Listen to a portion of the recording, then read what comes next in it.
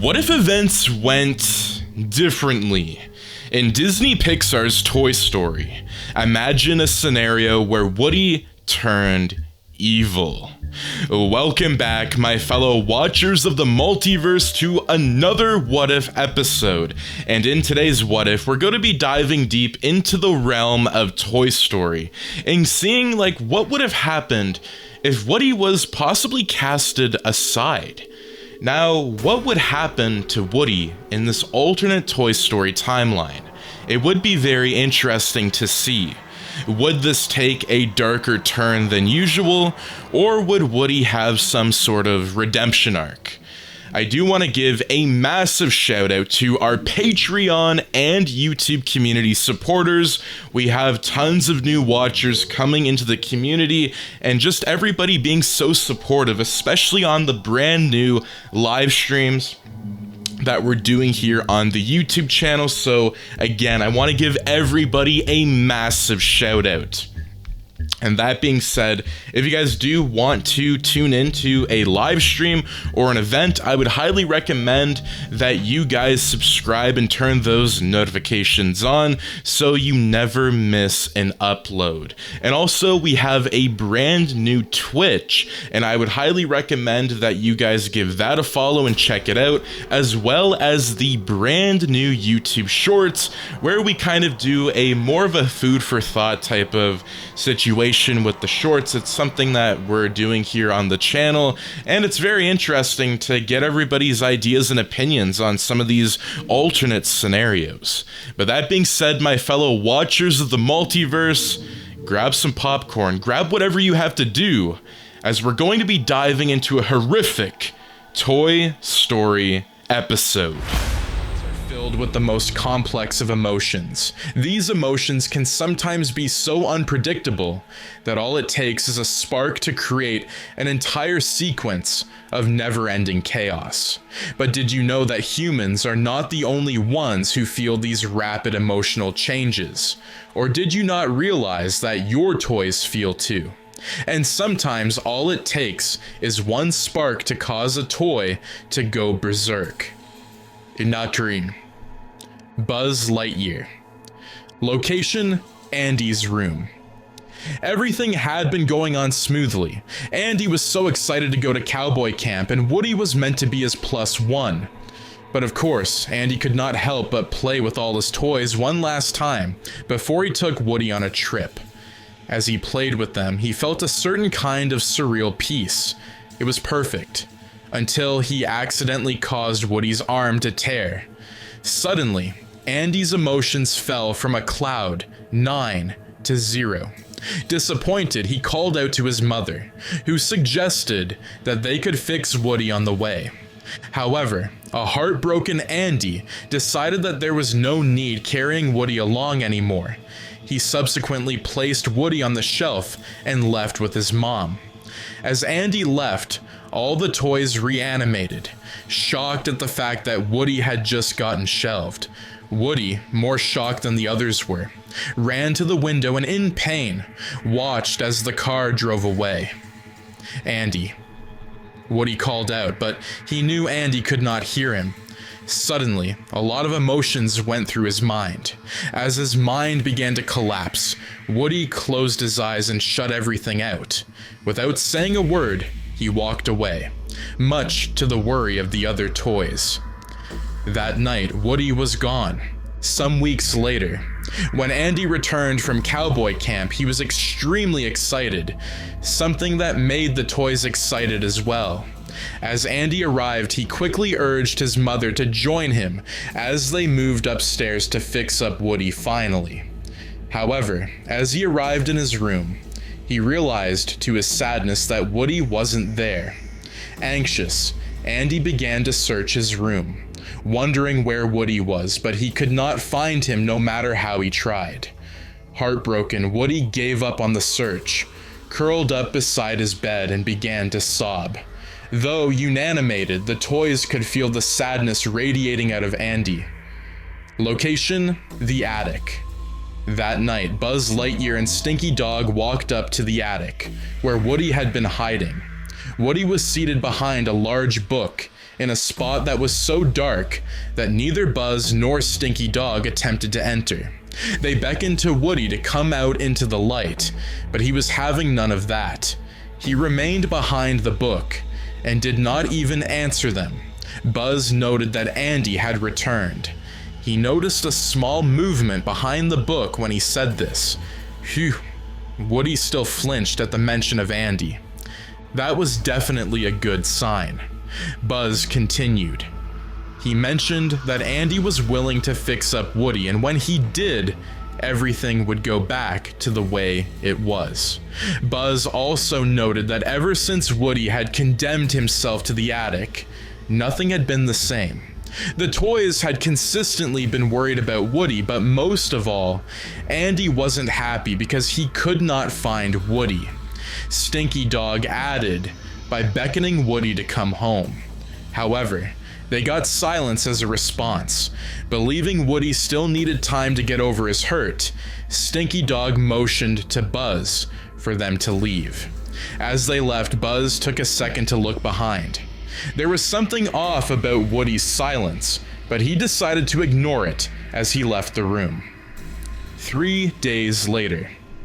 Location: the staircase 2. The day had been going on normally for Andy and his family until he heard a loud howl from the staircase. Andy and his mom rushed to the staircase, where they were horrified to find the puppy injured. Poor thing. It must have tripped and fell down the stairs. Andy's mom gasped. The toys had also heard the noise and came out to witness what had occurred, though discreetly. Of course, the puppy's accident was a horrible sight to behold. Location: attic. Buzz rushed to the attic, concerned on what move he should take. He approached the pile of books Woody was hidden behind, and revealed that the puppy had encountered a terrible accident. However, to his surprise, Woody did not react. Disbelieving the fact that Woody would not be concerned about the puppy, Buzz repeated himself, but still got the same reaction. In shock, he walked out of the attic. Location: Andy's room. That night, Buzz gathered Ham, Stinky Dog, Bo Peep, Mr. Potato Head, and Rex together for a meeting. At first, they thought Buzz wanted to comfort them concerning the puppy accident after all. Everyone felt bad about it. However, that was not the only thing Buzz had in mind.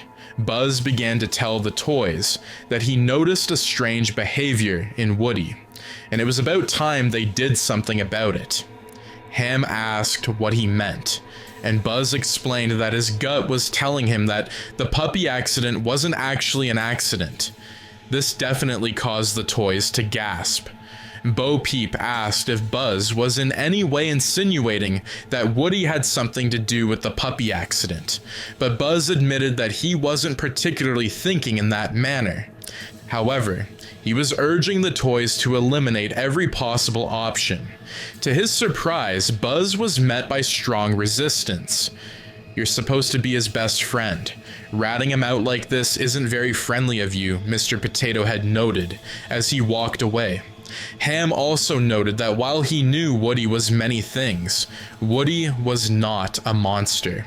Rex followed suit 3 by saying that the last time they distrusted Woody, Buzz proved to them that Woody didn't deserve such treatment. Now, why was he betraying Woody like this? And with that, the toys walked away, leaving only Bo Peep with Buzz.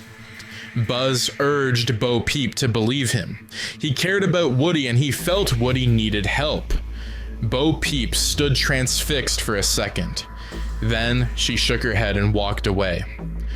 5 days later. Mrs. Potato Head could not contain her anxiety.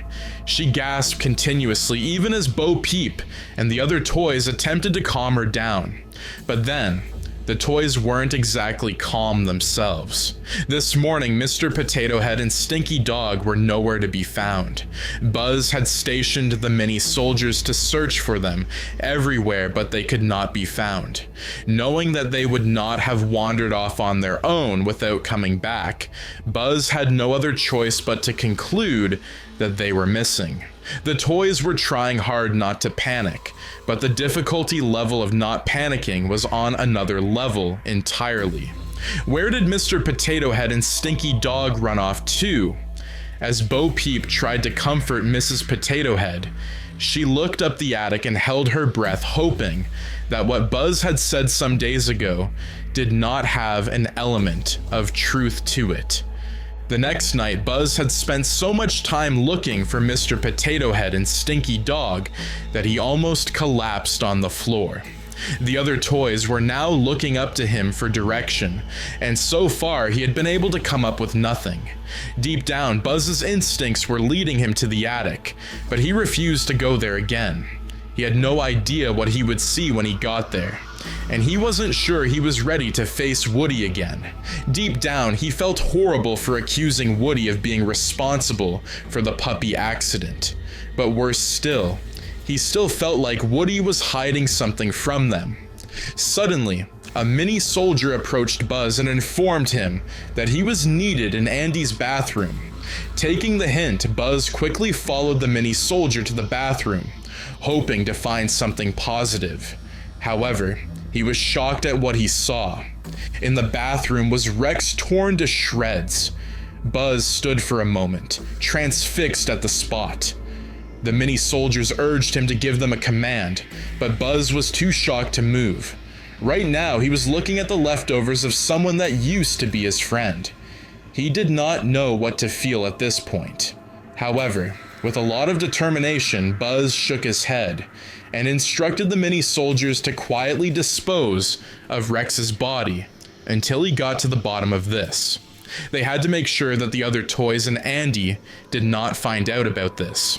Of course, what Buzz did not know was that Bo Peep's sheep were in the corner, monitoring everything. Location? Attic. Annoyed and searching for answers, Buzz stomped to the attic to confront Woody. On reaching the pile of books, he took a deep breath and ordered that Woody come out and face him. He noted that he knew Woody was hurt, but if Woody had anything to do with the current mishaps with the toys, then Woody was a monster. Exhausted and pained, Buzz roared that Woody stop hiding and face him once and for all. Suddenly, the book creaked, causing Buzz to step backwards.